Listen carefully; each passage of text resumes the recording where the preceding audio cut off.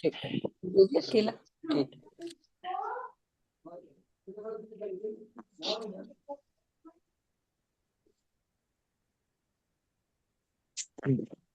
है, देखिए स्क्रीन आप लोग के सामने आ गई है। और हम लोग अनर दंडवत पढ़ रहे थे कि बिना प्रयोजन के जो पाप किए जाते हैं उन्हें अनर दंडवत कहते हैं।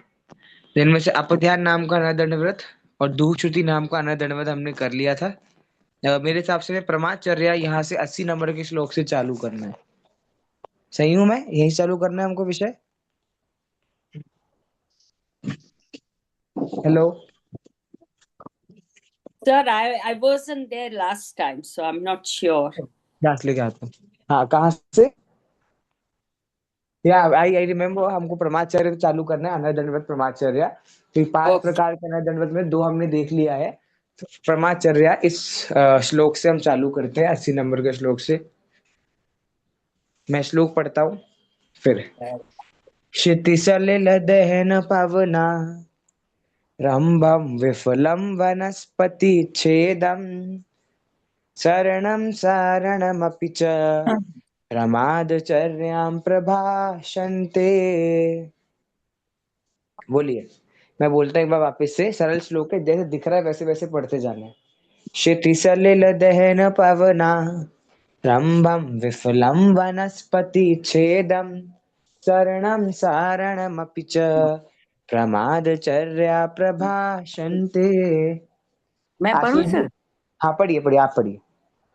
क्षितितल क्षितिसलिल दहन पवनारंभम विपुलं वनस्पतिच्छेदं शरणं सारणमपि च प्रमादचर्या प्रभाषन्ते। देखिए, विफलम। प्रभाचर्याम चर्याम। हाँ, पर आपने अच्छा पढ़ा, ज्यादा अशुद्ध नहीं था। देखिए यहाँ क्या बोल रहे हैं। विफलम। विफलम मतलब जिसका कोई फल ही नहीं है, जो निष्प्रयोजन है। ठीक है। विफलम। क्या विफल है? क्या बिना प्रयोजन की क्या वस्तुएं हैं? करे एक तो है क्षिति। क्षिति अर्थात पृथ्वी। एक है सलिल। सलिल अर्थात पानी, भूमि। ठीक है। पानी बोलो, भूमि बोलो, ऐसा नहीं, भूमि अर्थात मिट्टी आदि सब वस्तु इसमें आ जाती है। सलिल पानी। दहन। दहन जो जलाती है, ऐसी अग्नि। और ठीक पवन है। वायु। पृथ्वी पानी अग्नि वायु, इन सभी संबंधी जो पाप करते हैं, इन सभी वस्तु के संबंध में जो पाप होता है। और क्या होता है? वनस्पति छेदम। वनस्पतियों का छेदना, छेदना मतलब उनको तोड़ना, उनको फाड़ना इत्यादि कार्य होता है। शरणम, स्वयं घूमता है। और सारणम, दूसरों को घुमाता है। सरल श्लोक है। शरणम मतलब खुद घूमना, सारणम मतलब दूसरों को घुमाना। ऐसे जो बिना प्रयोजन के पाप होते हैं, मतलब पृथ्वी पानी अग्नि और वायु संबंधी पाप क्या होंगे भाई? आप अग्नि जला रहे हो फोकट में। अब लाइट हम जलाते हैं, फिर लाइट बंद करना भूल जाते हैं। तो ये सारी चीजें भी इसके अंदर आती है ना, दंड व्रत के अंदर। जो इलेक्ट्रिसिटी से को सेव करना होता है, फ्यूल को सेव करना होता है, ये सब संसार में ये सब एनजीओ चलते हैं ना। तो ये यहीं से निकले अनादन दंड व्रत से। तो ये 4 चीजें जो है, भूमि मिट्टी और वनस्पति को छेदते हैं हम, पत्ते तोड़ते हैं फूकट में। उसके बाद में पानी को वेस्ट करना, बहाना, फालतू उनको बर्बाद करना। ये सारे जो कैटेगरी के पाप कहलाते हैं, जो निष्प्रयोजन होते हैं, बिना किसी प्रयोजन के होते हैं। ऐसे पाप खुद भी करता है, दूसरों को भी कराता है। ऐसे पाप को प्रमादचर्या अनर्थ दंडव्रत कहते हैं। ठीक है। देखिए इसकी टीका में क्या कह रहे हैं। अधुना प्रमादचर्या स्वरूपम निरूपयत आह। अब प्रमादचर्या अनर्थ दंडव्रत का स्वरूप कहते हैं। प्रभाषन्ते प्रतिपादयन्ति। प्रभाषन्ते मतलब कहते हैं। काम किसको कहते हैं? प्रमादचर्या, प्रमाचर्या को कहते हैं। किम तत् इति आह, क्या होता है वो? क्षिति इत्यादि। क्षितिश्च सलिलम च दहनश्च तेषाम् आरंभम क्षिति खनन सलिल प्रक्षेपण दहन प्रज्वलन पवन करण लक्षणम। मतलब क्या हुआ इसका, कि जो पृथ्वी होती है, दहन अर्थात अग्नि होती है, वनस्पति आदि होती है, पवन मतलब वायु होती है, इन सब के संबंध में जो हम पाप करते हैं वो प्रमाचर्य अनर्दनमत कहलाता है। प्रश्न है किम विशिष्टम। भैया पाप तो हम वैसे भी सब जगह करते ही थे, है ना, पाप तो हम वैसे भी सब जगह करते ही थे, इसमें पाप करने में ऐसा क्या विशिष्ट है, ऐसी क्या विशेषता हो गई भैया अगर हम इस संबंधी पाप कर रहे हैं तो कह रहे हैं प्रमादचर्या। नहीं, कह रहे हैं विफलम। विफलम मतलब निष्प्रयोजनम, फालतू में जो पाप कर रहे हैं, कोई मतलब जो भी आप उसका पाप कर रहे हो। तथा वनस्पति छेदम, वनस्पति का छेदन करना, उसको मतलब पत्तों को खींचना, पेड़ को काटना।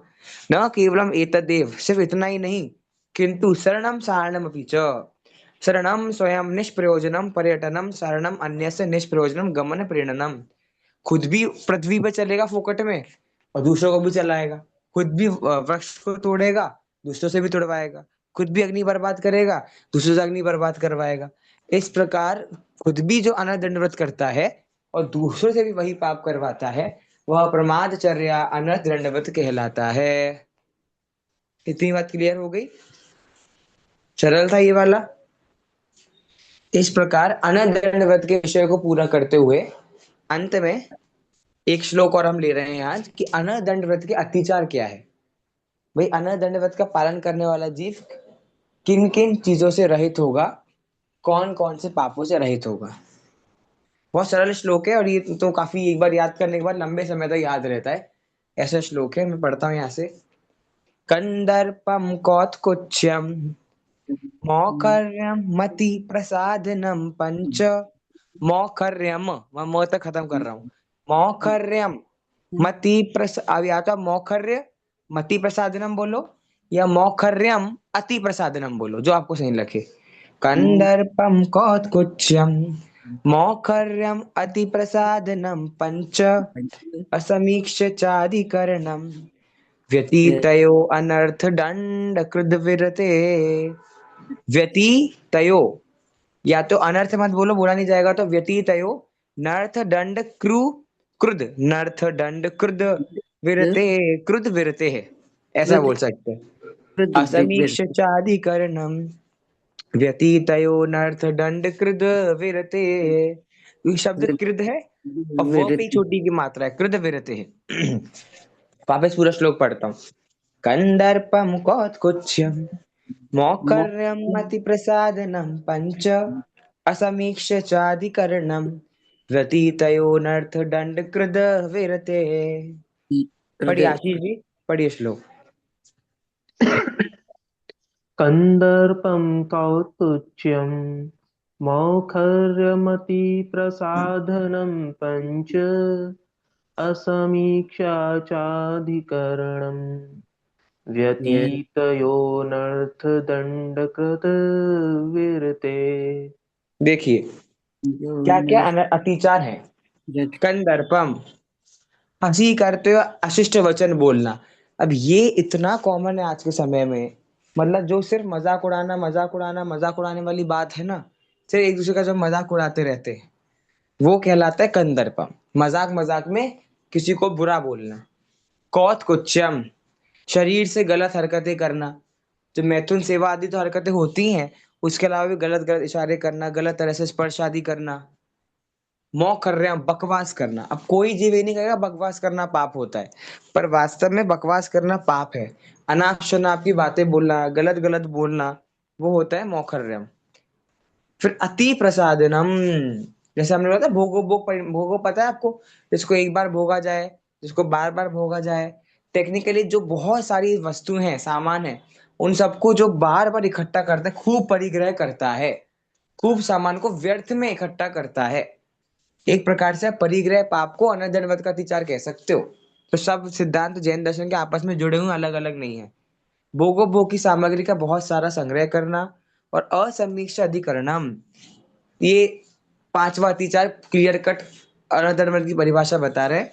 बिना प्रयोजन के ही किसी का अधिक आरंभ, जो हमारे गृहस्थी में घर बार चलाने के जो हम पाप करते हैं उसको हम आरंभ कहते हैं।